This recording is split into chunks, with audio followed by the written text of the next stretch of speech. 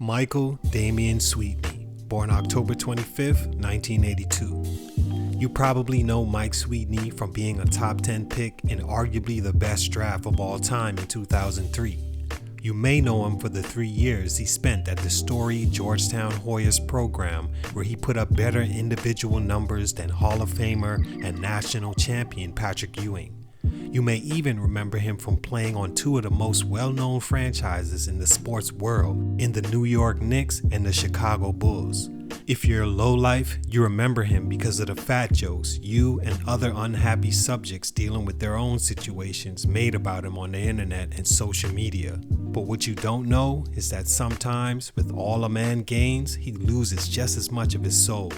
At one point, Mike Sweetney lost his and almost didn't come back from it. With all the accolades as an amateur, his NBA career only lasted 4 seemingly disappointing years from the outside looking in. Let's look at 3 reasons why. It's your boy JC, Stunted Growth. Let's get it, man. Stunt number 1, weight class. Ever since Mike Sweetney knew himself, he's always been the bigger kid on the block, so to speak. His dad, a former basketball player, and mom, he recounts, have always been on the bigger side, so naturally he was no different. Growing up in the Washington, D.C. area, Mike has always dealt with his fair share of bullying and taunting because of his outward appearance, especially because he wasn't always the cool basketball playing kid. In fact, Mike would lie his way out of practicing and playing basketball to his father, saying the school canceled today's practice or something's going on in the gym, so no runs today, just so he wouldn't have to play the sport. He managed to channel his natural size into being a star for Oxon Hill High School as a senior, where he was the Washington Post All-Met Basketball Player of the Year and garnered a scholarship from a DC kid's dream school in the Georgetown Hoyas. Sweetney stepped on campus, and although he was still raw and awkward with the ball, it was clear that he had what it took, especially the once teased size, to be more than adequate at that level. As a freshman, he averaged a very solid 12.8 points a game and 7.4 rebounds, actually leading that team that went to the regional semifinals in scoring and rebounding. They lost to Maryland, and that would be the last tourney he'd see. Sweetney's weight increased every season in college and would get out of control at times in his NBA career, causing nagging injuries and hindered his explosion, something he desperately needed, being only 6'8", the same height as LeBron James, but at the power forward position. This hurt Mike not being taller, but more importantly, not being more mobile, especially going into the era he was headed into. Stunt number 2, some things are irreplaceable. Dealing with the fluctuating weight that mainly resided on the plus side was one thing for Mike, but another huge stunt in his growth that ultimately caused his life to fall apart and his pro career to take a turn was the loss of his father. As a sophomore, Sweetney became a juggernaut at Georgetown and in the Big East Conference, averaging 19 points a game, 10 rebounds, shot a career-high 78% from the foul line, and career-high 57% field goal percentage.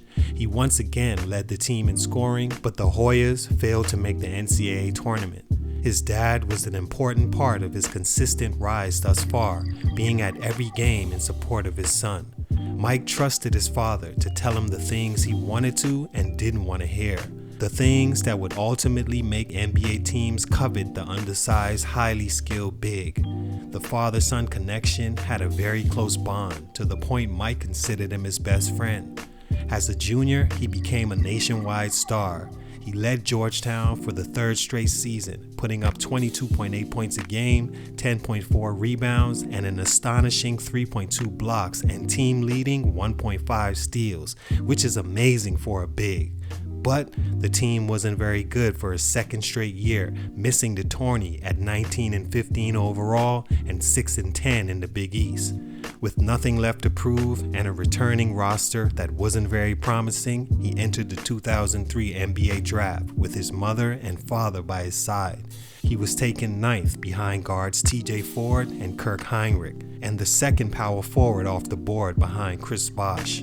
In his rookie training camp, his father would pass away and not be there for his son's NBA debut. Being such a high draft pick to a team and media like the Knicks without his father to guide him took almost everything from him, and he began turning to food to cope.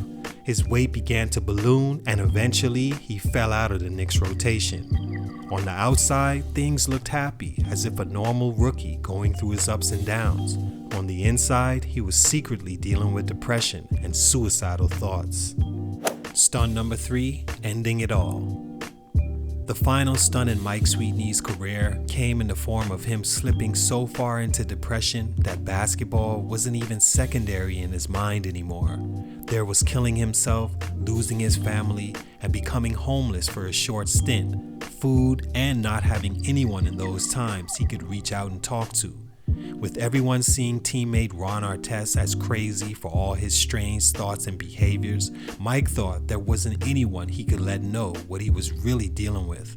So, on one night in Cleveland, he decided to take pills and end it all. Fortunately, that didn't do the job, and he was able to see another day. But Sweetney wasn't quite out the waters yet.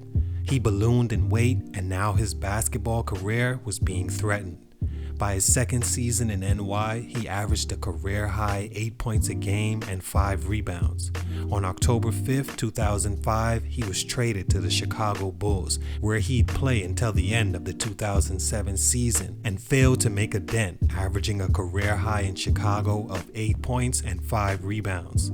Still feeling the effects of a failed suicide attempt and depression, Mike Sweetney left the NBA in 2007, and other than a summer league invite in Boston, hasn't seen the NBA again. He played in China, D-League, and overseas until the 2017 season, where he continued to struggle with weight.